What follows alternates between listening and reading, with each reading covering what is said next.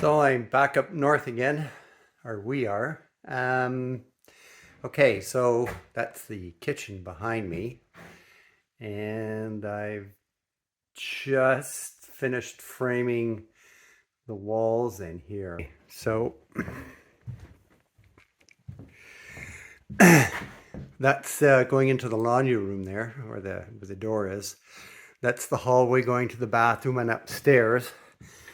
I actually made a mistake here. As you can see, this 2x4 here is sitting out a half an inch. I had to notch that up there too. I don't understand. I usually don't make mistakes like that. So in other words, all these pieces here have got to come down, and I got to redo it. And that's not, they're just little pieces. I mean, it's fiddling work, but yeah, now I can finish doing the pine on at least one side. I have electrical boxes in here. That was kind of crooked, but it really won't matter once it's all together. Yeah, electrical boxes. I'm still short one. I got to figure out the wiring. I could use some help. This is the hallway. That's the bathroom. I want to make a door for that. And then down here, there's going to be a landing. So it's going to be one step up. And then that's where the real stairs are going to be. In the back part of this, right at the opening, I already said there's going to be a closet in there. I haven't completely worked it out on the floor or anything. This here is going to be, that angle is going to be, Barbara wanted to have a pantry underneath the stairs, like the stores, canned goods and all kinds of stuff for like in the winter and that. So I'm kind of running short on 2x4s. I might, I don't know, figure out the closet after I get the stairs in, and then see how I can work the shelving out inside under the stairs. So yeah, this is, there's the beam. I did the edges on that, put the pins in there. And then next, when I do inside work, it'll be finishing this room. Okay. So I'm outside. And Daniel's been busy out here. He did that by himself when we were away. Put all those boards up, torching them. He hasn't put the battens up yet, but yeah, it's he's got a lot done. It's nice to see that being done. Just want to kind of go over some things. I got a lot of new viewers in that. It's the design of the cabin. So as you can see, it's a kind of a rectangle with a triangle built on top. Very reminiscent of wartime houses. They were built because they were inexpensive to build for like when soldiers came back from the end of the Second World War. As you can see, the placement of the windows, like all the windows along the back, and that door just happened. That door had to be where it is because it's next to the center main supporting wall in there. All the windows are fitted in between studs. It's form following function. So in other words, the outside walls and the floors and everything is 2-foot centers, 2x6 studs. So we get R24 in the walls. So we get much better insulation than using 16-inch centers. The windows go in the spaces that are naturally there from the 2x4s. I mean, from the 2x6s, like the 2-foot centers. So we have a lot of the windows across the back. They just fit in between that. So we don't have to add a lot of extra wood because that's where you lose heat. Plus there's an inch strapping on the outside of our walls and the boards, and that airspace in there probably gives us an R value of about 36 plus, but it's more the Anyways, I also wanted to kind of talk about where our solar panels are going to go while I'm out here. Um, so that's facing south. And as you can see, I've measured the sun and I have to come down to about this area here, which is right where our trailer is. So probably in line with this, with the clothesline here. 4 feet off the ground, we want to build our solar array with bifacial solar panels. And the reason for bifacial is it actually will be almost an advantage in the winter having the snow on the ground, because we'll get a lot more out of the solar panels. So it really takes away a lot of the negative of building a solar panel in the window. I was going to go inside for a second here. So this is our mudroom. That's where the entrance is. Like I said, it had to be built there, but I think one of the center stud anyways was close by, so we didn't really lose a lot of heat there. So we're going to have a water heater there in the corner. The tub and shower are on the other side of that wall, and this is where we're going to have our panels coming in. I have wires hanging down here already. So we're going to have quite a few watts of energy coming in here, probably about 5,000 watts during the day. So we also want to try and get, so when we're not here and in the winter, we want to, you get a lot of sun in the day. We're going to have a lot of power coming in here, like 5,000 watts coming in here, that probably will quickly charge up the batteries and have the hot water heater heated up. A hot water heater is like a battery. So we want to put it on a timer, or it would be really nice. I called the people at Giant Water Heaters and spoke with them about it, but just to design a water heater that will actually, during peak hours of sunlight, heats the water up fully, and then for the rest of the time uses like a smaller wattage draw that would draw on your batteries. And right now I'm trying to figure out which is some alternatives here, and maybe people could comment, give me some ideas. So originally it was going to be radiant in-floor heating, and the floor is kind of set up for that. However, the problem is, so what you're doing is you're taking electricity, you're taking it to a hot water tank, you're heating it. Originally it was going to be heating the hot water with direct current from the solar panels, but 250 volts coming into a hot water heater to heat the water, and just the solar panels were going to be hooked up to that. I heard someone talk about that the DC elements for a hot water heater could arc and they don't last very long. Plus, when there's no sun, you're not getting any, there's no sun, you're not getting any heat in there. So originally it was going to be to have that as a storage, as a battery, the hot water. And then it's kind of iffy, and then worrying it, like if you have days of not a lot of sun.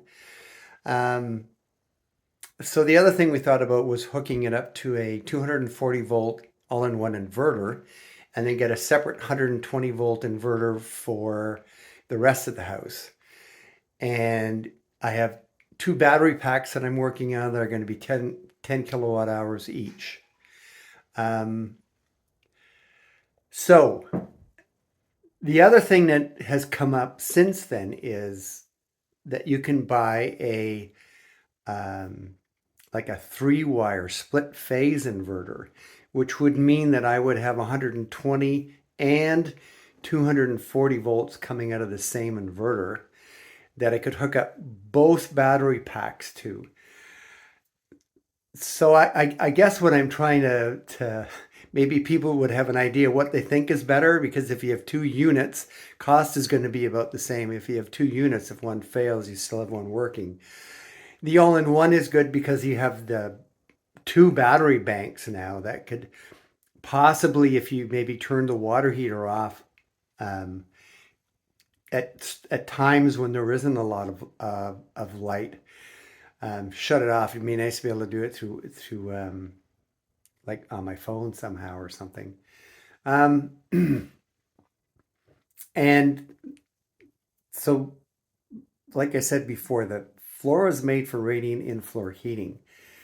However, that's taking solar energy, making solar energy into hot water, taking a pump and pumping that around underneath the floor, have it come up and warm the place up. And then I came up with the idea of putting in the warm tile flooring, the Schlitter, I forgot the name of the system that they have. They run wires through the floor and then you put tiles on it. So then you would be taking direct sunlight, converting it to 240 volts. You can actually get them down to 120.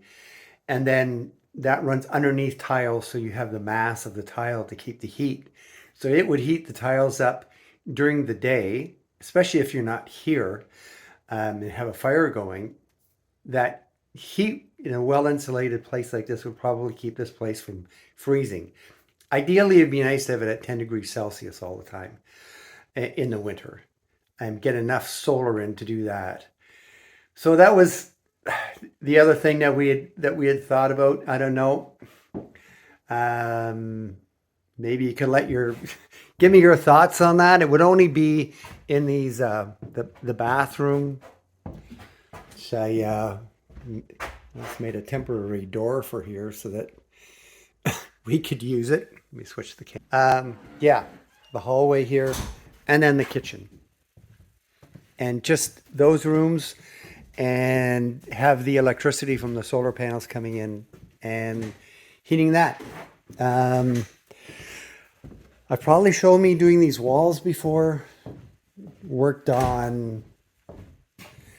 working on this one just now. I might work on it in a little while, try and get that up to the ceiling. So this will be our kitchen.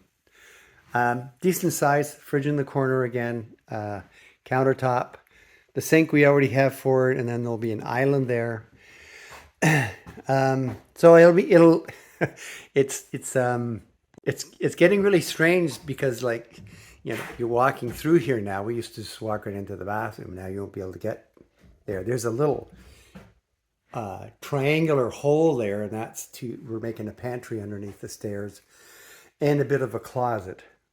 So yeah, if you have any ideas on heating with the water, do I use solar power to heat hot water and then move that around the floor, or do I just try and take part of it is a number of watts it draws. If I use the maximum length of the one wire of the Schlitter system, it draws 2,900 watts. So if I'm pulling in 5,000 watts, I have 29 is kind of nice because I've got, you know, you're not always going to be pulling in 5,000 watts, but I still have solar power to charge the batteries at the same time. And hopefully that would be enough just to keep it warm enough in here so that when, you know, we get the fire started, which is back there behind my saw, get the fire started and make it more comfortable in here. Okay, that's it for now.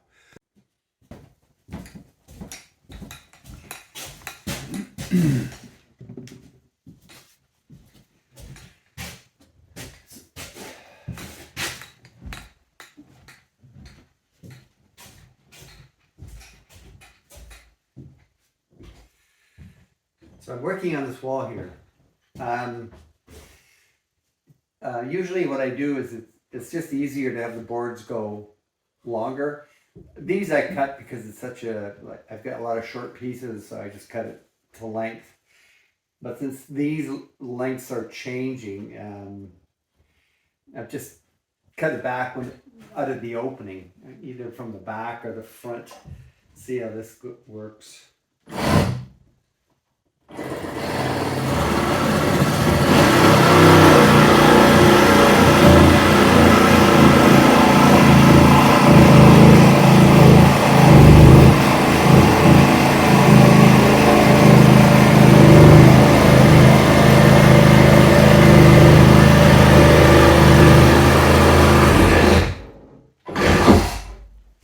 It's not Verky.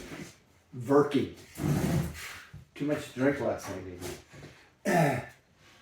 Going way off.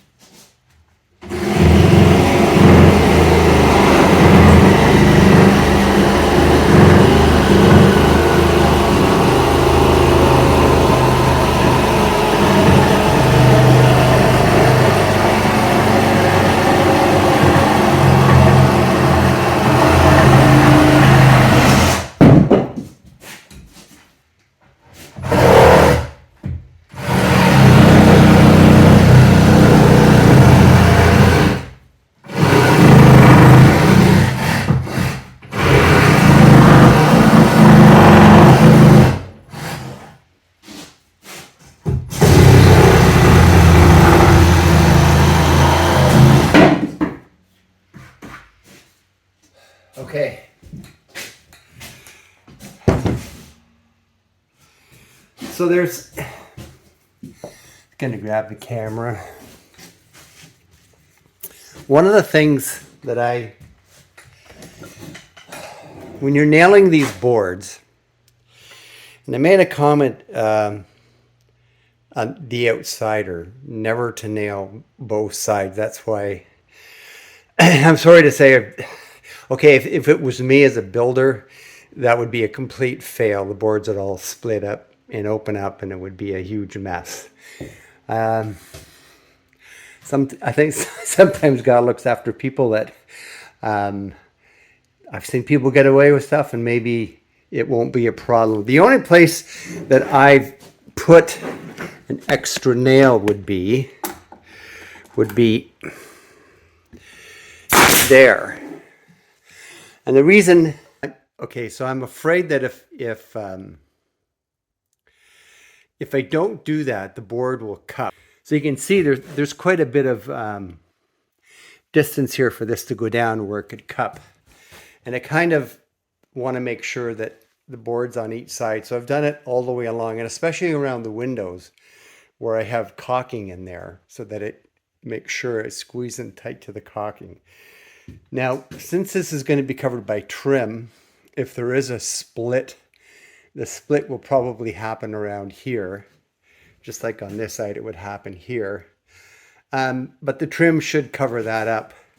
So it shouldn't be an issue, but like I said, it's kind of one of those things where that would be the only place I would nail it more than just in the tongue. And again, outside it's the board and batten. You nail the one side of the board, and you nail a batten into that side or in between, as long as your nails are heavy enough to be straight enough, that it won't float away from the nailed side. So the moving side of the board can just slide back and forth behind the batten. And I've seen people do board and batten where they've nailed both sides and every board split. It looked horrible. Just didn't know what they were doing. So I try to do this with this channel. I try to impart construction knowledge on people. So it's not just finding out ways to be off grid, you know, different ideas and different methods. But the other thing is, you know, if I'm going to show people how to put pine up, I'm going to show them how to do it the right way. Rather than, you know, I could show someone how to do something and it looks all great on the screen, and then someone's gonna do what I do, and then they'll have a disaster. So hopefully I don't make any mistakes, but I just wanted to show you that's why I do that. I'm gonna try and get this wall done.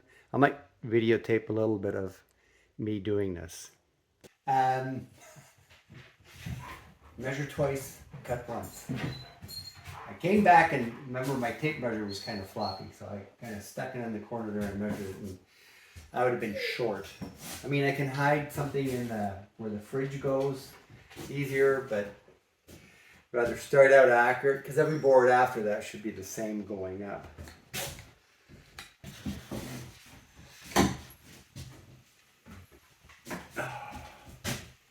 Yeah, see this fits.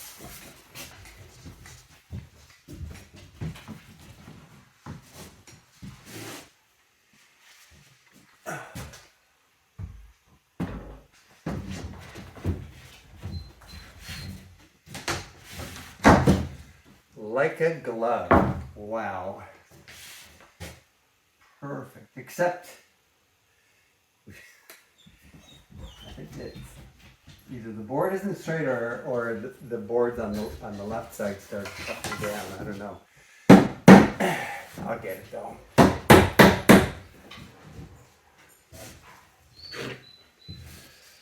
One way or another. Get it.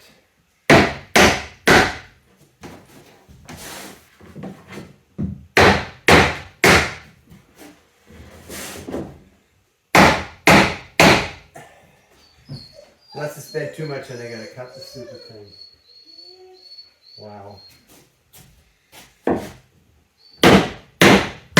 Yeah, look at that, eh? Damn.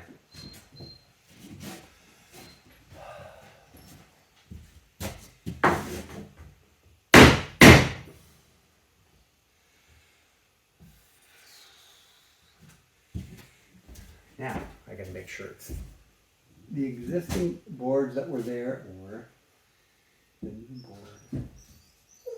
I think the new board is a little bowed up.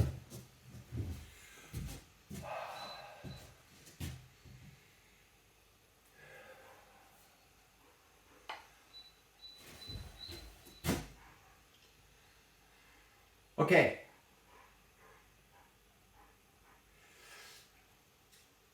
This isn't going to be as hard as I thought. Oh, you guys got hey, get off. I'm going to cut it here. What? I'm videotaping. I'm going to cut it here, and then this board will drop down, because it's this board here that's a bit warped up.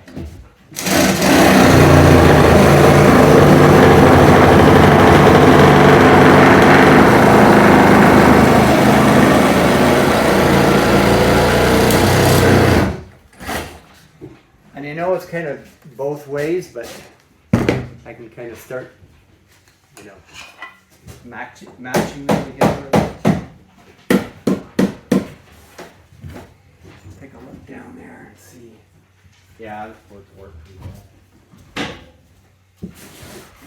Shoot.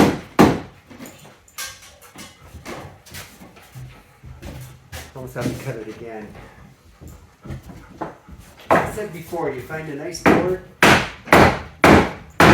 and then put it in. Calder, you're stuck. Okay, go, move. Come on. Calder's the old boy here.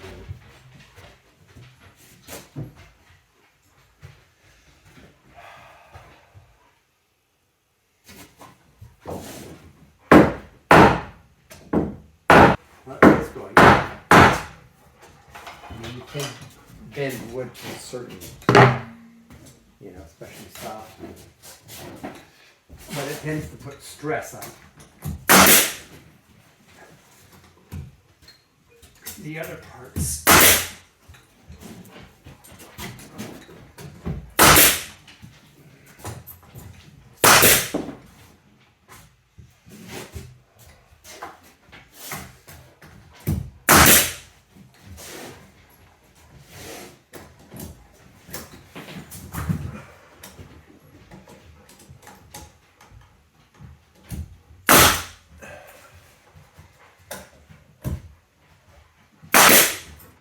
Starting to sound like I'm running out of air or low on pressure.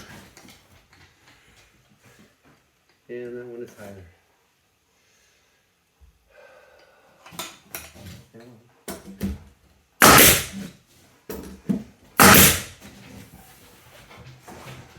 And I've got the nail ends on this side.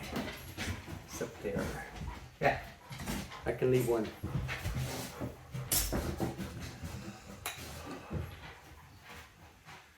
Now the next one has to be straight. 132 7/8. I'm gonna go and cut this out first.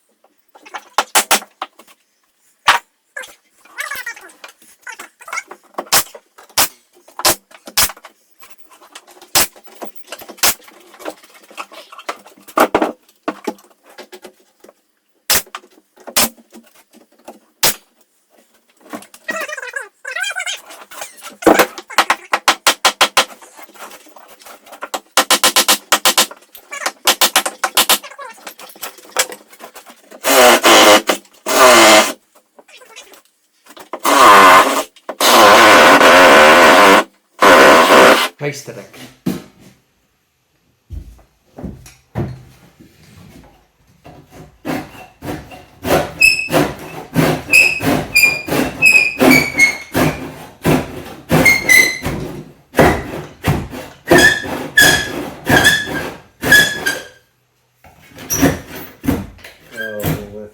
was it?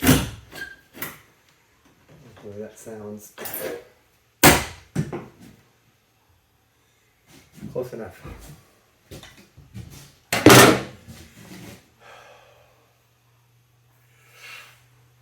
Pantry door. I want to show something else. Okay. So normal 2-foot framing, as I'm going to talk about where put the windows in between. The first gap goes from wall, the center goes to 24. So if you use goods by 2 feet like drywall or at 4 feet out, it hits the center of the stud. The next one is at 2 foot center to center. Then you see the board, the brown board, the darker one. That's the 2 foot. You see what I had to add there? Just because of where the stairs are, I had to put that in there. And then I go back to my 2 foot again, that's this one. And then I have to add this one. And then that one. So what I have extra is 1, 2, about 3 extra 2x4s. If this was a window or a door opening, like here, there has to be a jack stud because there has to be a beam across the top. And at the bottom, there has to be a bottom plate. So you'd end up with 2 more. So you'd end up with 2 more 2x6. So you see the amount of space that would get used up.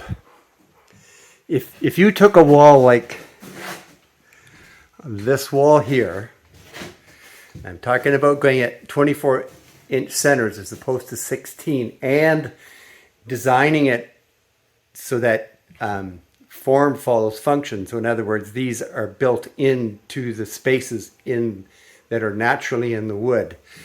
If you used 16-inch centers, the amount of walls that the wood would take up would be to the right side of that window there.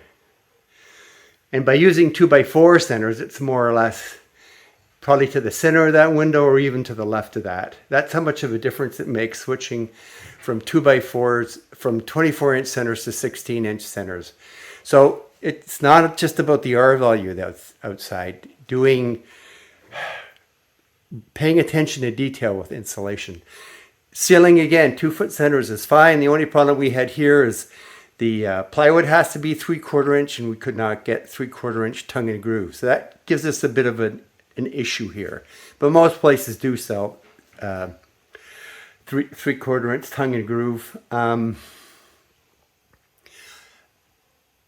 the drywall has to be 5/8 drywall.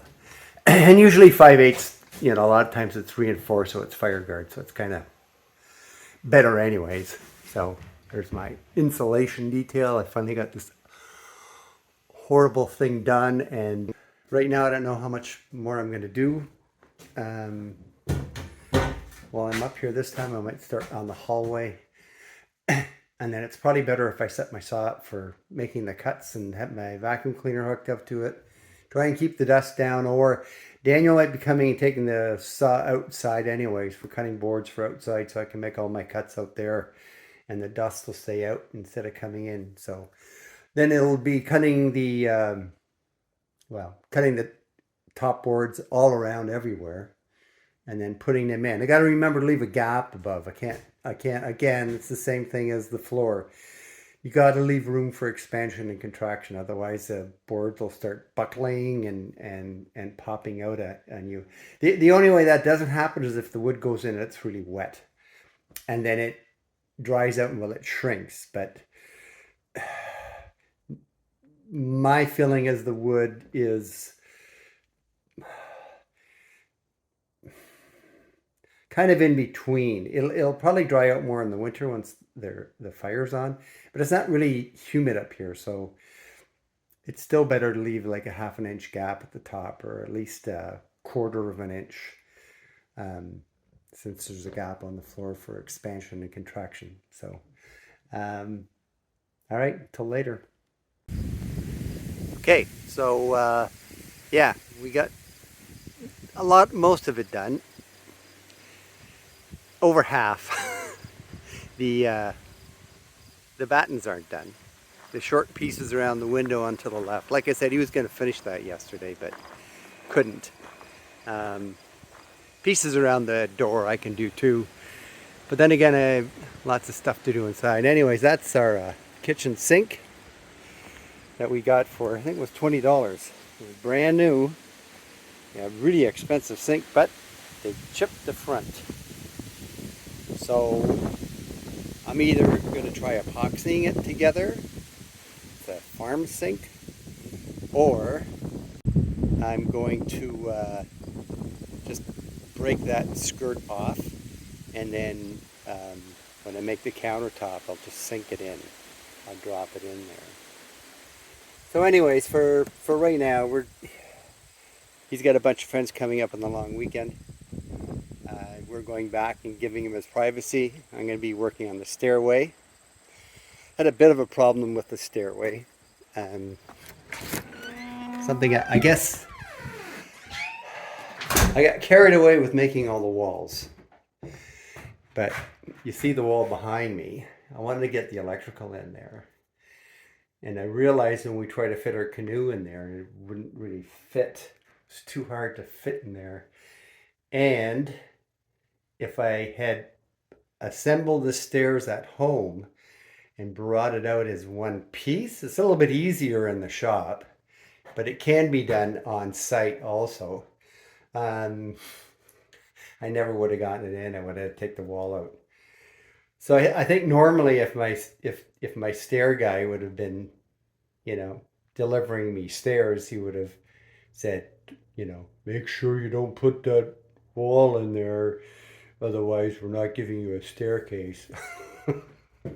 He had an accent though. Willie Kellner, really good stair guy. Like probably the best in Southern Ontario. Very stubborn about everything going the way that he wanted. And yeah, he wouldn't have put up with this. He would have told me to rip it out. Anyways, that's it for now. We'll see you next time.